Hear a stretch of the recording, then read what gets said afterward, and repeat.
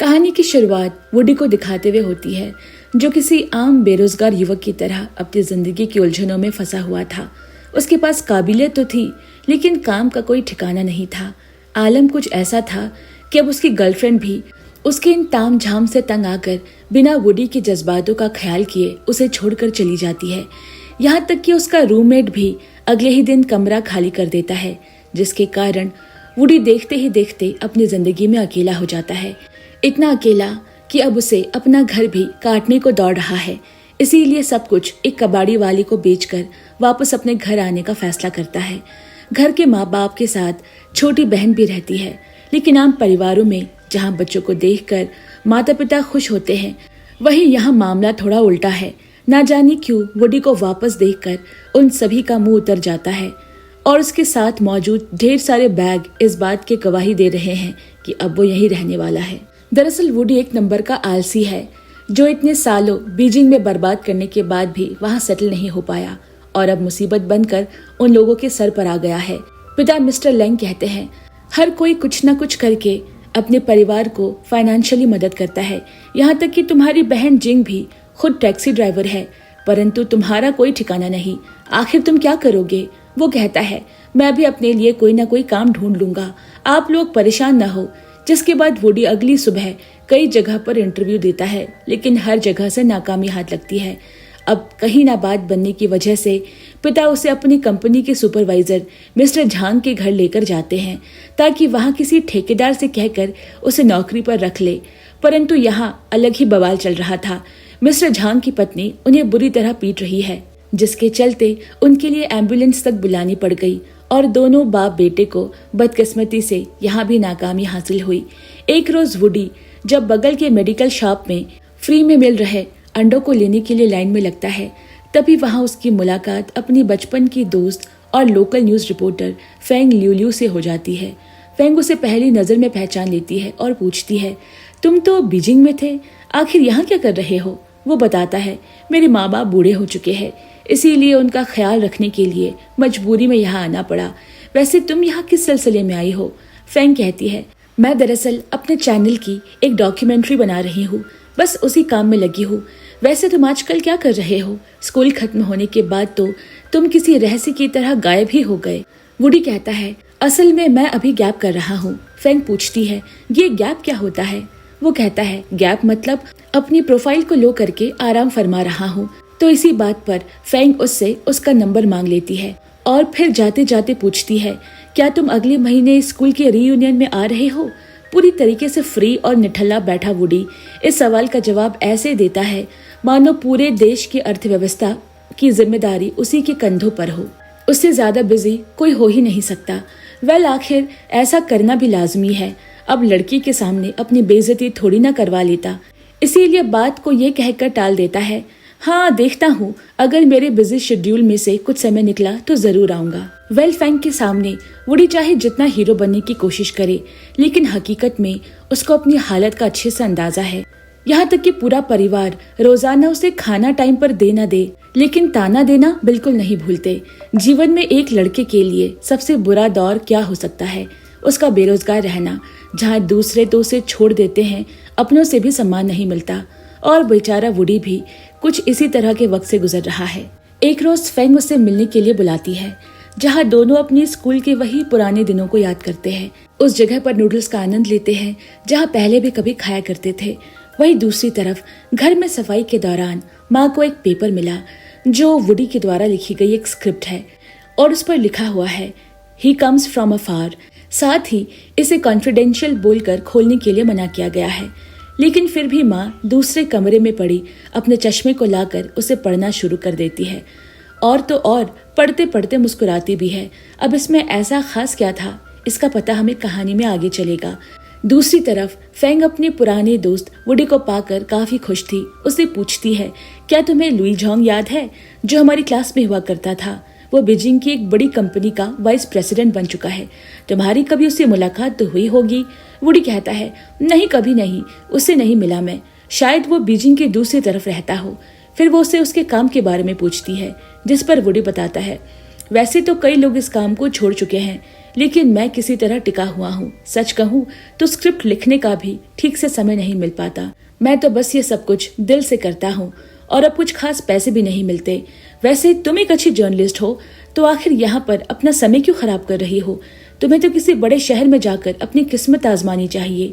Feng कहती है, हाँ तुम्हारी बात में तो दम है, लेकिन मुझे यहाँ अपने परिवार का ख्याल रखना पड़ता है, खास तौर पर मेरे बेटे का। अब उन्हें छोड़कर जाना भी तो मुमकिन नहीं है। तो फिर वुडी उससे पूछता है, तुम्हारा पति क्या करता है? वो कहती है, अब हम लोग एक साथ नहीं रहते। क्या तुम्हें यांगबो याद है जो हमारी क्लास में था? वुडी ने कहा, हाँ, उसे कैसे भूल सकता हूँ। वो तो पूरे स्कूल की लड़कियों को गंदी नजरों से देखने के लिए फेमस था। एक नंबर का बेहद वाहियात आदमी था। फेंग बोलती है, हाँ वही मेरा पति है। जो सुनते ही वुडी कुछ पलों के लिए बिल्कुल शांत हो जाता है। थोड़ी देर बाद घूमते फिरते वुडी उसे पूछता है, वैसे तुम अभी किस चीज की डॉक्यूमेंट्री बना रही हो? फेंग कहती है, मैं एक शख्स के ऊपर डॉक्यूमेंट्री तैयार कर रही थी जो इस शहर को छोड़कर पहली बार बाहर गए और फिर वापस यहीं लौट कर बस गए। मैं उनकी जिंदगी के तजुर्बे लोगों तक पहुंचाना चाहती हूँ कि आखिर कैसा लगता है जब एक आदमी उस जगह को छोड़कर जाता है जहाँ पर वो जन्मा, जहाँ उसके पुरखों का आशियाना है।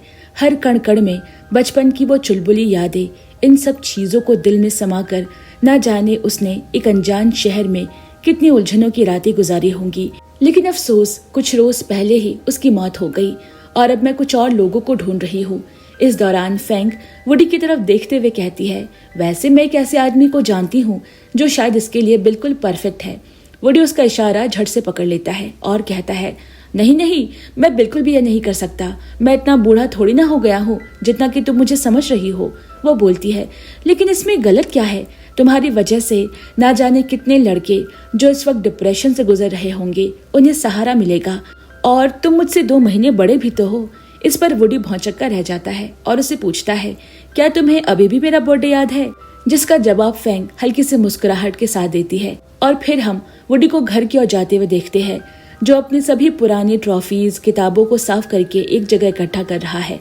उसने माँ युई से 2000 रुपए भी लिए, जिसे इंटरव्यू के दौरान जब फेंग रिकॉर्ड कर रही होती है तो दिखावे के तौर पर उन्हें वापस कर देता है, जिससे दुनिया को लगे कि वो जो कुछ भी कमाता है अपनी माँ के हाथों में रख देता है। लेकिन हकीकत कोई नहीं जानता कि ये पैसे खुद उसकी माँ ने ही दिए हैं। उल्टा इसमें से 400 रुपए वो अपने पास भी रख लेता है। उसके आस पड़ोस के लोग भी इस एपिसोड में फिल्माए जाते हैं, जो उसके बचपन की नालायकियों का जिक्र करते हैं। वहीं उसके बहन के हिसाब से वुडी किसी नौकरी के लिए बना ही नहीं है, वो तो आलसी है। पिता लेंग तो उसे तब से खफा है जब उसने उनकी जुगाड़ की हुई नौकरी को ठुकरा दिया था।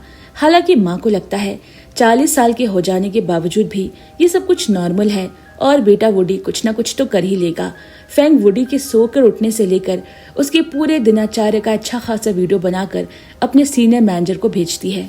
लेकिन मैनेजर को ये डॉक्यूमेंट्री बिल्कुल भी पसंद नहीं आती। वो उसे एक लूजर कहता है। उनके मुताबिक ये कोई स्पेशल केस नहीं है, बल्कि आलस से भरे एक इंसान की नाकाम जिंदगी है जो बिल्कुल भी मेहनत करना नहीं चाहता। फेंग उन्हें समझाने की कोशिश करती है कि वो मेरा क्लासमेट रहा है, मैं उसे अच्छे से जानती हूँ, बहुत होशियार है वो। जिस पर मैनेजर कहता है, अगर वो इतना ही होशियार होता तो आज जिंदगी में सक्सेसफुल होता, ऐसे अपने माँ बाप की कमाई पर फ्री की रोटियां ना तोड़ रहा होता। बेचारी फेंग उसकी सारी मेहनत पर पानी फिर जाता है। इस डॉक्यूमेंट्री के लिए उसने काफी मेहनत जो की थी, लेकिन वो इतनी आसानी से हार नहीं मानने वाली। वो वुडी से मिलकर कहती है, मुझे तुम्हारी माँ से पता चला है कि तुम्हारे पास कोई स्क्रिप्ट है जिसका नाम हियर कम्स फ्रॉम अफार करके है। मैंने उसे पढ़ा भी है और वाकई में वो एक लाजवाब चीज है। क्या तुम उसे डायरेक्ट करना चाहोगे? वुडी के हिसाब से वो नामुमकिन है, क्योंकि ये डॉक्यूमेंट्री और मूवीज बनाने में जमीन आसमान का फर्क होता है। फेंग कहती है, तुम परेशान ना हो, आखिर कैमरा और क्रू की ही तो जरूरत पड़ेगी, उनका इंतजाम मैं कर दूंगी। ये तुम्हारे पास आखिरी मौका है, वरना जो आदमी 40 की उम्र में लूजर बन गया वो पूरी जिंदगी लूजर ही कहलाएगा। बस ये बात वुडी के दिल पर लग जाती है और वो इसके लिए फौरन तैयार हो जाता है। कैमरामैन रॉनी भी इसमें उनका साथ देने के लिए रेडी हो गया। वो उसे कई तरीके के आइडियाज भी देता है, जैसे कि कहानी की पुरानी फिल्मों की तरह दिखने के लिए एक ब्लैक एंड व्हाइट कैमरा लगेगा। साथ ही वुडी अपने घर पर इस फिल्म को डायरेक्ट करने का निर्णय लेता है। माँ यूई पूछती है कि क्या बेटा तुम्हारे पास इतने पैसे हैं? वो बताता है, इसमें पैसों की बिल्कुल भी जरूरत नहीं है, बस कुछ जरूरी लोग लगेंगे और घर को थोड़ा बहुत चेंज करके हम आराम से अपना काम चला लेंगे। तभी बहन जिंग कहती है, क्या मैं तुम्हारी स्क्रिप्ट पढ़ सकती हूँ? वो कहता है, नहीं, तुम क्या कोई मेरी इन्वेस्टर थोड़ी ना हो। इस पर माँ कहती है, अरे वही स्क्रिप्ट जो मैंने तुम्हें कुछ दिन पहले पढ़ने के लिए दी थी। ये सुनकर तो जिंग जोर जोर से हंसने लगती है। बेचारा वुडी, उसका कोई सीक्रेट इस घर में सीक्रेट रह ही नहीं गया था। ना जाने उसकी माँ ने इसकी स्क्रिप्ट कितने लोगों को पढ़ा दी थी।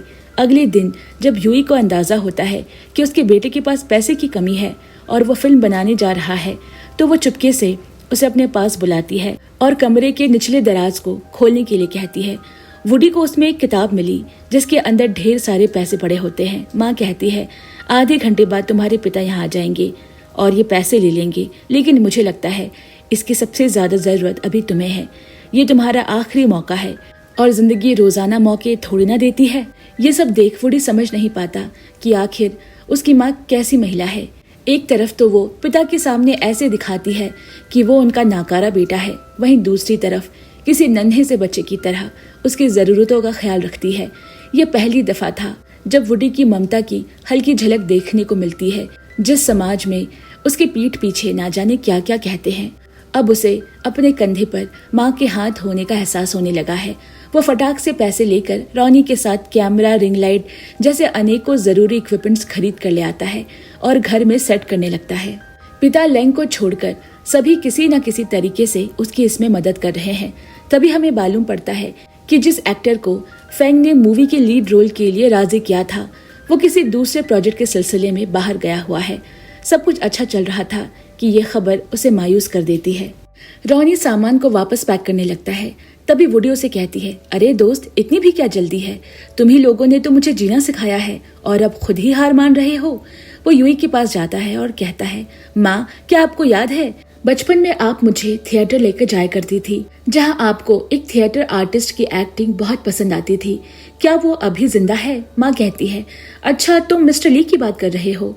बेटा, वो आज के समय में उस थिएटर के लीड एक्टर बन चुके हैं और हमारी उम्र के ही होंगे।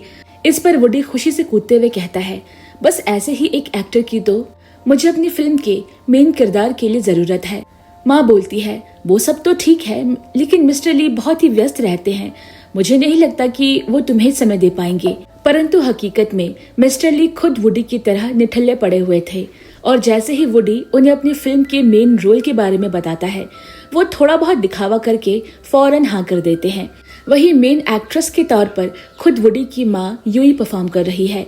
उनको तो मानो यकीन ही नहीं हो रहा कि जिस एक्टर की वो दीवानी है, आज उसी के साथ काम करने का मौका मिल रहा है। आखिरकार शूटिंग शुरू होती है। मिस्टर ली एक क्राफ्टमैन का रोल निभा रहे हैं, जो एक महिला के घर जाकर घड़ी बना रहे हैं और उसे पूछते हैं, यांग कहाँ है? जिसके जवाब में हाथों में डायलॉग लिखे यूई फटाफट बोलते हुए बेहतरीन एक्टिंग करती है। सब कुछ बढ़िया जा रहा है, लेकिन इन सब की वजह से मिस्टर लेंग खुद ही अपने घर में चैन से सांस नहीं ले पा रहे, ना ही वो घर में इधर उधर जा पा रहे हैं। यहाँ तक कि आज तो पूरा दिन उन्होंने बाथरूम में बिता दिया, क्योंकि बाहर कमरों में शूटिंग चल रही है। वो वहीं सो जाते हैं और जब आंख खुली तो शाम हो जाती है।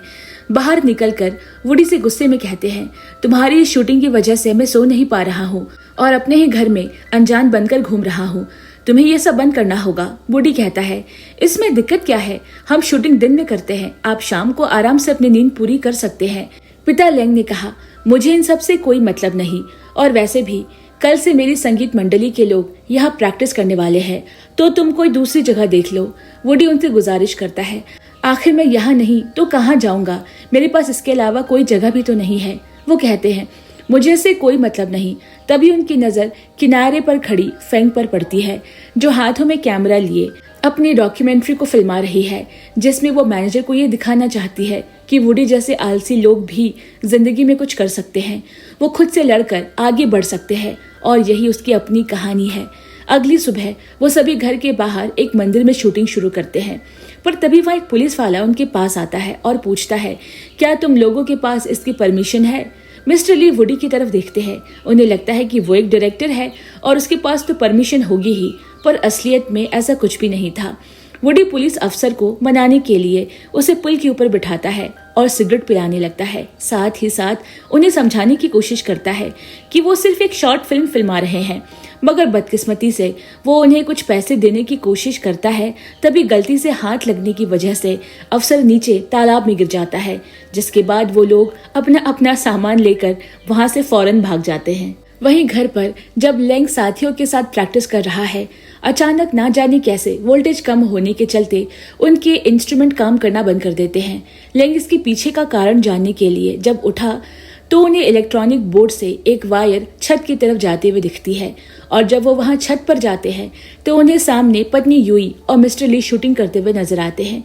यूई यहाँ शादीशुदा होने के बावजूद भी उस व्यक्ति को पसंद करने लगी है और इतनी अच्छी एक्टिंग कर रही है मानो वाकई वो कोई सुपरस्टार हो। इसी बीच मिस्टर ली के सिगरेट पीने की वजह से छत पे सुखाने के लिए डाले गए कपड़े में आग लग जाती है और सबका ध्यान उस तरफ भटक जाता है। पिता लेंग, जो उन लोगों के इस आइडिया से पूरी तरह नाखुश थे, छत पर पत्नी को ये सब करते देख और ज्यादा बिगड़ जाते हैं। वो वुडी से कहते हैं, एक बूढ़ी औरत जो अपने पति को धोखा दे रही है, यही तुम्हारी कहानी का टॉपिक है क्या? तुम्हें क्या लगता है लोग इसे देखेंगे? वुडी उनसे कहता है, नहीं, मेरी कहानी इस पर नहीं है। मेरी कहानी तो उन लोगों पर है जो अपने अंदर के आजादी को ढूंढ रहे हैं। पिताजी, हम लोग राइटर हैं, हमारा काम ही है एक अलग तरह की मास्टरपीस लिखना। ये सुन लेंग और भड़क जाता है और कहता है, ये कोई मास्टरपीस नहीं है, बल्कि तुम अपनी माँ के स्कैंडल पर फिल्म बना रहे हो और इसे मास्टरपीस कह रहे हो। शर्म की बात है कि उनसे इसमें एक्टिंग भी करवा रहे हो। वुडी को पिता की बातें बिल्कुल भी समझ नहीं आ रही। शाम को जब वो माँ यूई से इसका जिक्र करता है तो वो बताती है, हाँ, तुम्हारे पिता जानते हैं कि मैं एक थिएटर आर्टिस्ट पर फिदा थी, मगर इसका मतलब ये नहीं कि मेरा उसके साथ कोई संबंध था। मैंने हमेशा अपने दायरे में रहकर सब कुछ किया है, लेकिन मुझे पता है तुम्हारे पिता का चक्कर एक डॉक्टर के साथ चल रहा था, परंतु हमने कभी इस बारे में एक दूसरे से बात नहीं की, क्योंकि जिंदगी की रेसिपी में कुछ सीक्रेट हमेशा मसालों की तरह छुपे रहना चाहिए। यही सच्चाई है। अगले दिन से ही शूटिंग फिर से शुरू हो जाती है, जहां रॉनी अपने ब्लैक एंड व्हाइट कैमरे से पूरी स्टोरी को 90 के जमाने में फिल्मा रहा है। वहीं बगल में किसी न्यूज रिपोर्टर की तरह हाथों में कैमरा पकड़े फेंग वुडी के ऊपर बना रही अपने डॉक्यूमेंट्री के सिलसिले में उससे जुड़े हर एक छोटी से बड़ी चीज रिकॉर्ड करने से पीछे नहीं हटती, जिससे हमें साफ साफ समझ आ रहा है कि यहाँ पर एक नहीं बल्कि दो फिल्में बन रही है। एक वो जिसे वुडी अंजाम दे रहा है और दूसरी खुद 40 साल के वुडी की जिंदगी से दो हाथ करने की। देखते ही देखते कई दिन बीत जाते हैं। फिल्म अपने अंतिम पड़ाव पर आ गई है, परंतु दोस्तों, वो कहते हैं ना, जब जीवन में सब कुछ सही चल रहा होता है तभी ना जाने कहां से एक ऐसा हादसा होता है जो अंदर से पूरी तरीके से सभी को तोड़ कर रख देता है। और कुछ ऐसा ही एक रोज शूटिंग के दौरान देखने को मिला, जहां यूई अचानक कमरे में गिर गई और फिर कभी नहीं उठी। मालूम पड़ा कि वो एक लाइलाज बीमारी से जूझ रही थी, जिसके बारे में उन्होंने कभी भी किसी को नहीं बताया। लेकिन हमेशा से थिएटर और एक्टिंग का शौक रखने वाली यूई को जब जिंदगी के अंतिम क्षणों में एक्टिंग का मौका खुद उसके बेटे ने दिया, तो इस पल को उन्होंने उल्लास के साथ जिया। ये वो पल था जिसने उन्हें जिंदगी की सबसे अधिक खुशियां दी। उनका यूं चला जाना पूरे परिवार के लिए किसी बुरे ख्वाब से कम नहीं था। हर कोई टूट चुका था। पति लेंग को तो सदमा सा लग गया है। शायद इस सदमे को झेलने के लिए वो अभी तैयार नहीं थे। इसके कुछ दिनों बाद हम देखते हैं कि जो डॉक्यूमेंट्री फेंग ने वुडी पर बनाई थी, वो उसके मैनेजर ने न केवल बिना उन्हें बताए रिलीज कर दिया, बल्कि सारा श्रेय भी अपने ऊपर ले लिया है। यहाँ तक कि बीच की कहानी में जहाँ यूई की मौत हुई है, वो सब भी इसमें फिल्माया गया था, जिसके चलते डॉक्यूमेंट्री को कई अवार्ड भी मिलते हैं। इस पूरी डॉक्यूमेंट्री में वुडी को फेंग ने नेचुरल तरीके से दिखाया है कि कैसे वुडी बीजिंग से अपने शहर वापस आ गया। उसकी नाकामयाबी से घर वाले कितना परेशान थे। पिता ने तो एक बार उसकी नौकरी तक लगवाई थी, लेकिन उसने उसे छोड़ दिया। बहन के लिए वो सिर्फ एक नाकारा भाई था, लेकिन माँ यूई का राज दुलारा था, जो हमेशा सीधे रास्ते पर चलकर जीवन जीने की कोशिश करता है। यहाँ ये भी बताया जाता है कि वो अपने पिता से काफी डरता था। शायद इसी वजह से आम लड़कों की तरह अपने बचपन को आजादी से नहीं बिता पाया।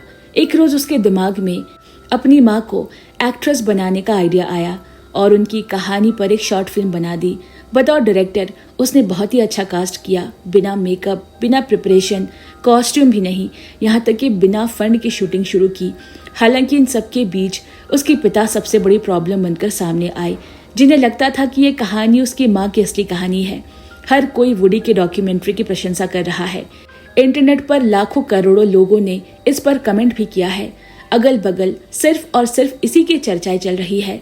जब लैंग अपनी पत्नी को यूं एक्टिंग करते देखता है तो उसकी आंखें नम हो जाती है। बस अफसोस था तो इसे पूरा ना हो पाने का। अगले दिन वुडी घर का कुछ सामान लेने के लिए शॉपिंग मॉल जाता है तो उसकी नज़र सामने पड़ी मसाज चेयर पर पड़ती है, जिसे वो कभी अपनी माँ के लिए खरीदना चाहता था, लेकिन आज इसे लेकर भी क्या करेगा। थोड़ा दूर जाता है और फिर वापस जाकर उसी पर बैठता है और अपनी माँ को याद करने लगता है कि आखिर कैसे वो इस मॉल में आती तो 2-3 मिनटों के लिए इस पर आराम जरूर फरमाती थी। कुछ देर बाद वहाँ फेंग से मिलता है, जो उसे बताती है कि उसे अगले हफ्ते बीजिंग चले जाना होगा। उसने अपनी नौकरी भी छोड़ दी है। वुडी थोड़ा उदास जरूर होता है, लेकिन अपने जज्बातों को छुपाकर बस इतना कहता है कि अगर वहाँ कोई ज़रूरत हो तो मुझे ज़रूर बताना। जिसके बाद घर पर किचन में काम करते वक्त उसे एक बार फिर से अपनी माँ का ख्याल आया, जहाँ यूई फोन पर एक्टिंग सीख रही थी। उन्हें विश्वास था कि 81 साल की एक एक्ट्रेस की तरह वो भी मौका मिलने पर ऑस्कर जीतेंगी। वुडी कहता है, हाँ जरूर, ये भी कोई पूछने की बात है। वैसे माँ, आपको अफसोस नहीं होता? आप उम्दा डांसर थी और बीजिंग डांस स्कूल में आपका दाखिला भी हो चुका था, लेकिन फिर भी आप वहाँ नहीं गए। आखिर क्यों माँ? वो कहती है, तब तुम लोग बहुत छोटे थे, ऐसे में सबसे ज्यादा जरूरत तुम लोगों को मेरी थी। अब मेरा तुम लोगों के साथ रहना ज्यादा जरूरी था ताकि तुम लोग अपने अपने सपनों को पूरा कर सको। वुडी पूछता है, क्या होगा अगर ये आखिरी मौका भी मैं गंवा दूं तो? जो पिक्चर मैं बना रहा हूँ वो फ्लॉप हो गई तो? यूई कहती है, बेटा, क्या तुम बगल में रहने वाले जियांग को जानते हो? पिछले साल कैंसर के चलते उसकी मौत हो गई। वो जब जवान था तो अपने बिजनेस में पूरी तरह बर्बाद हो चुका था। उसने कभी शादी भी नहीं की थी और ना ही उसका कोई भाई बहन था। वो बस अपनी माँ के साथ अंतिम समय तक रहा। रोजी रोटी के लिए वो बच्चों को पियानो सिखाता। आखिर में जब उसकी मौत नजदीक आई तो एक दिन वो तुम्हारे पिता से मिलने के लिए आया और उसने अपनी एक स्टूडेंट के बारे में बताया जो कि बहुत होशियार है। उसे लगता है कि वो जिंदगी में बहुत आगे जाएगा। बस इसीलिए उसके लिए किसी अच्छे पियानो टीचर को ढूंढने में मदद कर दे, क्योंकि उसे एहसास हो गया था कि अब वो ज्यादा दिनों का मेहमान नहीं है। परंतु फिर भी उसने अपनों की चिंता की। बेटा, मैंने अपनी पूरी जिंदगी में कई तरह के लोग देखे हैं। जियांग सक्सेसफुल तो नहीं था, लेकिन वो एक अच्छा इंसान था और हम सभी उसे आज भी याद करते हैं। इसीलिए जिस तरह हर चमकती हुई चीज सोना नहीं होती, ठीक उसी तरह जरूरी नहीं हर इंसान सफल हो। कभी कभी सफलता हमारे चरित्र को चमकाती है। बस जरूरी है तो ये याद रखने की कि आखिर हम कौन हैं। बाकी हार जीत तो लगी रहती है। समझे मेरी बात? इसी के साथ वुडी अपनी माँ की बातों से बाहर निकलता है और सामने पिता को देखता है, जो न जाने कितने दिनों बाद अपनी चुप्पी तोड़ते हैं और वुडी से पूछते हैं, तुम्हारी मूवी के कितने पार्ट अधूरे रह गए हैं?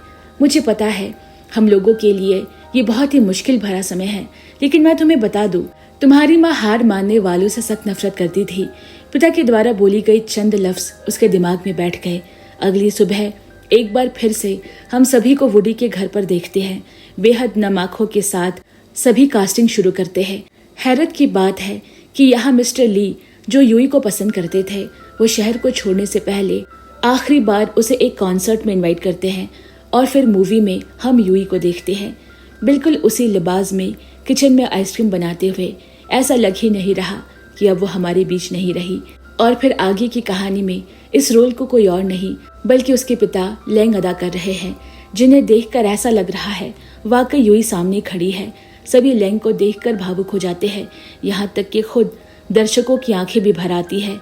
इसके बाद हमें 3 साल बाद का दृश्य दिखाया जाता है। यहाँ यूई की कब्र पर श्रद्धांजलि देने आए वुडी और जिंग को देखते हैं।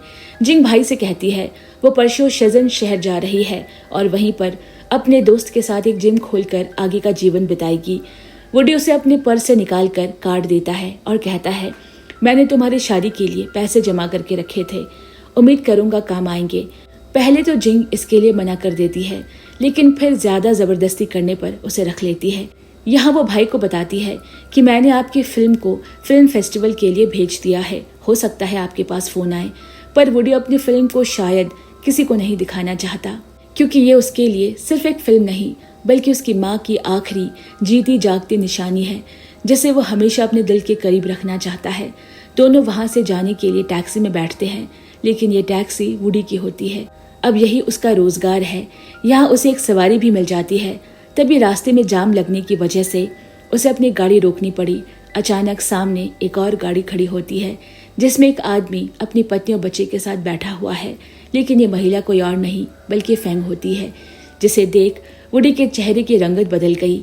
फेंग उसकी जिंदगी की उन चुनिंदा शख्सियत में से एक थी जिन्होंने उसे जीना सिखाया, परंतु बाकी सभी अपनों की तरह वो भी उससे दूर हो गई और अंत में वो अकेला अपने पिता के साथ दिल में माँ की यादें लिए जिंदगी गुजारने के लिए तैयार है। खाते हुए उसे अपनी बहन का एक मैसेज मिलता है, जिसमें एक वीडियो होती है।